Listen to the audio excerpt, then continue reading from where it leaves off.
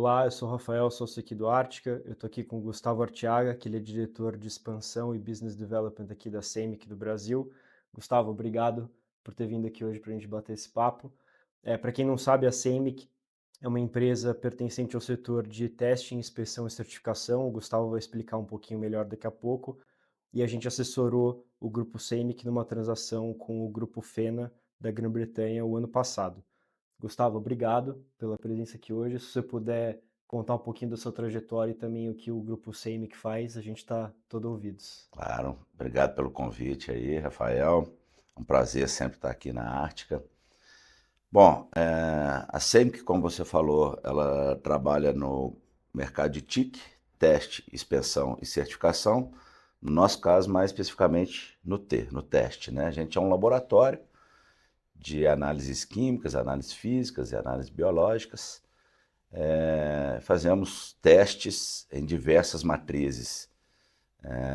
Por exemplo, testes em água, solo, resíduos para a área ambiental, testes em frutas, verduras e legumes para exportação na área de food, testes em produtos veterinários, testes em produtos farmacêuticos. Então, é uma gama de produtos que a gente pode testar quimicamente, fisicamente, biologicamente para diversas utilidades no mercado. Eu estou nesta área desde 2005 e trabalhei em outras empresas da área, inclusive tivemos contato também com a Ártica lá atrás. Hoje estou como diretor de negócio na América Latina e fazendo um desenvolvimento desse. A gente fez um processo de M&A no final do ano passado, assessorado pela Ártica com a Fena Group, e a Fena adquiriu 51% da empresa, a gente ainda é sócio 49%, e temos projetos grandes de expansão por toda a América Latina. A gente hoje está presente no Brasil, na Argentina, no Chile, no Peru, na Colômbia, no Equador, na Bolívia, no México. A gente tinha uma operação nos Estados Unidos, a gente está fechando essa operação, mas a gente está presente em toda a América Latina com unidades produtivas, e onde a gente não está presente, a gente consegue atender via logística própria. Legal, Gustavo. Obrigado pela introdução. Para a gente entrar um pouquinho mais na operação da Seimic, como que você enxerga o momento da Seimic o ano passado que motivou a fazer uma transação e o que você enxerga daqui para frente, né, em termos de potencial de expansão? Se você puder contar um pouco para a gente. Legal, legal. Bom, a gente é uma empresa que foi fruto de 10 aquisições, mais ou menos. E essas aquisições se iniciaram em 2016. Um grupo de investidores que já tinham atuado nesse mercado enxergou a oportunidade de fazer novas aquisições e construir um outro grupo. E assim foi feito, iniciando a operação aqui no Brasil com a aquisição de 5 empresas. Uma dessas empresas era a Seimic. E a Seimic era um laboratório pequeno, nichado,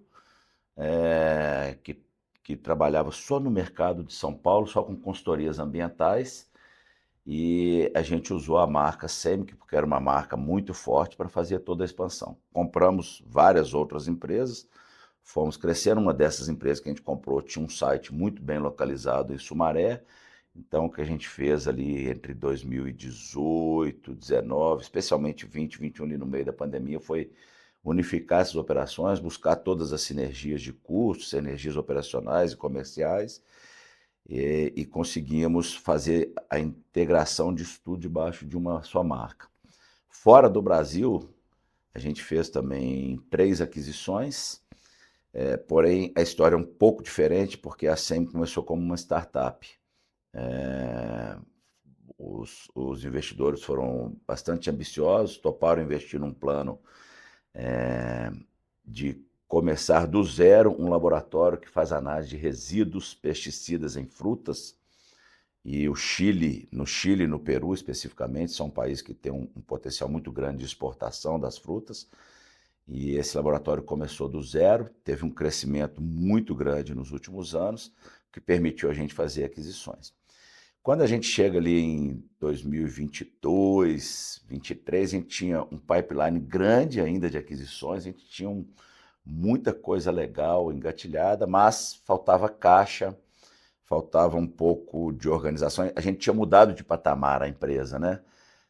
Então, de uma empresa que começou com aquisições e startups, virou uma média empresa, e aí você tem que ter mais planejamento, mais organização, fluxo de caixa melhor. E aí, nesse momento, a gente avaliou que o ideal seria buscar um parceiro que viesse com recursos financeiros para alavancar o nosso plano de crescimento, que é um plano que a gente acreditava e acredita muito. Que legal. Essa história de consolidação já desde o início, ela faz muito parte do DNA da Semic, né? Super interessante isso, porque dessa forma vocês conseguiram ir preenchendo vários países da América Latina quase que simultaneamente, Sim, né? Então isso é super interessante. E quando você pega a sua trajetória profissional, que você estava comentando antes que a gente já trabalhou juntos em ocasiões anteriores, com você e com a Ártica, como que você vê um papel de executivo num processo de M&A? Porque, além das, diretrizes e to-dos do dia a dia, você tem que tocar aquisições estratégicas. sim. Como essa parte de experiências prévias que você teve em outras empresas, em outros programas de aquisição, te ajudou nesse período aqui de Seimic? Eu tive a primeira experiência com a Ártica, quando eu estava lá no Laboratório São Marcos, depois a gente pode falar um pouco. Então, nesse momento da CEMIC, realmente eu já tinha tido várias experiências. Importante também lembrar que experiências na parte compradora e experiências na parte vendedora, né? Que são um pouco diferentes, né? Mas realmente, primeiro desafio é como rodar os dois pratinhos, né? Continuar tocando a operação, continuar com os planos, mas dedicar uma boa parte do tempo a criar modelos, participar das negociações, participar das explicações de business case. Muitas vezes os fundos, os parceiros não são da área, então tem que entender um pouco melhor qual que é a dinâmica do setor e a dinâmica do business, né? Então tem que saber rodar esses dois pratinhos, né? Um outro desafio que eu acho grande também, que a experiência começa a te ajudar, é na parte de comunicação. Nos processos, qualquer processo que seja, eu já participei como comprador, como vendedor, de 100%, de parte, de empresa maior e menor. Qualquer um deles gera uma insegurança muito grande em quem está para baixo ali na pirâmide, né? Uhum. E fazer esta comunicação bem feita para que você não corra riscos de perder pessoas chaves também é bem importante, né? E terceiro ponto é essa comunicação com o comprador ou com o vendedor, né? Como que estrutura-se processos de comunicação, porque sempre é uma pessoa que ou não conhece do seu negócio, ou que tem uma cultura diferente, ou que tem uma estrutura diferente, diferenças de tamanho, de como atuar. E então equilibrar essas coisas também é muito importante. Então, eu acho que, como eu já tinha passado outras vezes, nesse da CEMIC está sendo um pouco mais fácil o aprendizado, né? Legal, bacana.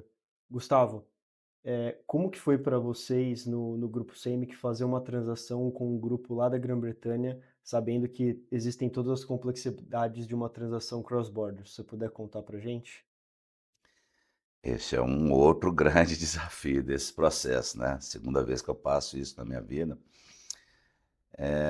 Bom, eu acho que tem muitos desafios, né? Começar com câmbio, por exemplo, né? A empresa de fora, ela quer enxergar na moeda dela ou pelo menos no dólar, que é a moeda universal. E muitas vezes não entendem como que é a variação. Por exemplo, a gente tem uma unidade na Argentina. Então, como acompanhar essa variação do dólar na Argentina Especialmente, só lembrando, né, que a nossa parceria foi em dezembro, assim que vira o governo Milei, e o câmbio que sempre foi uma loucura lá, vira uma coisa que acho que nem eles entenderam ainda, e como que vai explicar isso para o inglês, né? Então, é sempre difícil. O lado cultural, eu acho que é muito importante, mas eu vivi isso mais em outras experiências, quando você faz uma venda para um fundo mais estratégico que quer entrar na gestão. O Fena Group, ele tem um comportamento um pouco mais como um fundo de investimento, e a gente já está com quase um ano de parceria, ele tem entrado pouco nessa gestão da cultura, né? Mas é um desafio grande essa questão cultural. Agora, quando se trata de empresas de fora do Brasil, na minha opinião, eu acho que o mais difícil é eles entenderem o que é a América Latina. Falei de Brasil, mas o certo é a América Latina, né? Uhum. Então, entender as diferenças de previsibilidade, de, de adaptabilidade do latino, e como que é difícil a execução, você se programa um backlog, não consegue executar, ou porque teve uma mudança do governo, o governo muda toda semana, é uma medida provisória aqui, é uma lei nova ali, né? Então, aquilo que todo mundo chama de custo Brasil, existe um custo, na verdade, América Latina, né? Claro que a parte fiscal, contábil do Brasil é muito mais complicada que os outros países da América Latina, mas quando a gente olha, eu expandiria esse conceito para custo América Latina, né? A gente não tem uma boa rede de logística, a gente não tem uma moeda estável, a gente não tem uma regra fiscal, política muito rígida, tudo muda muito rápido.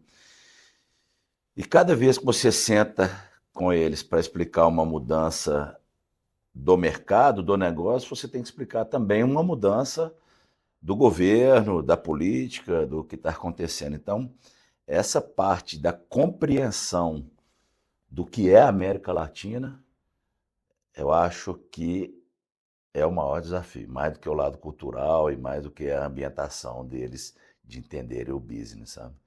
Eles entenderem o que é a América Latina é um grande desafio. É super complexo essa gestão, né? Porque muitas vezes você passa a maior parte do tempo explicando as peculiaridades políticas e econômicas do local, ao invés de falar sobre o negócio, que deveria ser o mais importante, né? Para um plano de expansão. Lá atrás, numa outra experiência que a gente teve, lá na Merrier, eu lembro que o pessoal era francês e eles não conseguiam entender o que era um dissídio coletivo. Uhum. E eles que não, nós não vamos dar mais aumento para todos os funcionários uma vez por ano, igual. A gente acredita em meritocracia, um pode ganhar, outro não pode, e tiveram que entender detalhes desse, né, que já estão super arraigados na nossa cultura. Então, são realmente é difícil essa parte da comunicação e da compreensão, né? O ideal seria, na minha opinião, que a parte compradora tivesse executivo com conhecimento do modus operandi da Do América Brasil, Latina, né? né? Mas isso nem sempre é possível, né? É super interessante esse ponto. E Gustavo, se eu puder comentar, como que foi esse último processo da SEMI, como que o Artica conseguiu ajudar vocês passarem por esse processo e concluir de fato a parceria que vocês têm até hoje? Perfeito. Bom, o primeiro ponto que eu acho, que eu penso da Ártica, a Ártica ela sempre me ajudou a transformar a informação, transformar o meu conhecimento, o conhecimento do meu time, em uma informação mais fácil de compreender, né? Então, os mercados eles são complexos. Atualmente, por exemplo, a gente atua em 6 ou 7 mercados diferentes, com dinâmicas de funcionamento diferentes, mas como que a gente pega toda essa informação que a gente tem e transforma ali num business case, transforma numa lâmina, numa apresentação que quem não conhece a dinâmica do mercado consiga compreender para entender se aquilo ali é legal ou não, né. Então, esse ponto da Ártica ir para dentro da empresa, compreender o negócio, compreender os números, mas nos ajudar a traduzir isso num business case, eu acho que é o primeiro ponto que eu queria destacar. O outro ponto, e agora nessa última negociação foi muito forte isso, eu mesmo aprendi muito com vocês, porque para mim era só um processo. Tem alguém que quer comprar, alguém que quer vender e vamos tentar fazer isso, mas existem diversas maneiras de se financiar esta aquisição, né? E desta última vez nós passamos por quase todas. A CEMIC foi muito sondada, se não me engano, foram 18 empresas que tentaram, de alguma maneira, fazer aquisição. Dessas 18, 4 foram avançaram muito no processo. Dessas 4, uma eu passei um final de semana acreditando que a venda já tinha sido realizada e depois voltou atrás. E aí quando a gente chega na Ártica, a Ártica conseguiu, mostrar outros modelos de como financiar, de como se posicionar, de como conseguir aquele recurso, até que chegou na Fena, que também estava à procura de um parceiro aí na América Latina, e aí a coisa desenrolou. Então, eu acho que tanto a parte de organizar a informação e trazer aquilo ali de uma maneira mais compreensível, quanto a parte da negociação, em que momento ir, em que momento esperar, se pode conseguir um capital, se espera um pouco, se vamos avançar mais rápido. Então, a Ártica foi muito importante para a gente nesses pontos aí. Pô, obrigado, Gustavo. Acho que pela presença, pelo papo. Acho que foi super rica a troca que a gente teve aqui hoje. Então agradeço novamente e espero a gente se ver em breve para novos projetos de aquisição. Isso aí. Obrigado. Eu que agradeço aí, Rafael, o convite, a presença aqui, especialmente a parceria, né? São desde 2014 que eu estou com a Ártica aí, participo do fundo de investimentos, né? E fazendo negócio junto, trocando ideias. Mais uma oportunidade de estar com vocês. Obrigado, viu, cara? Obrigado.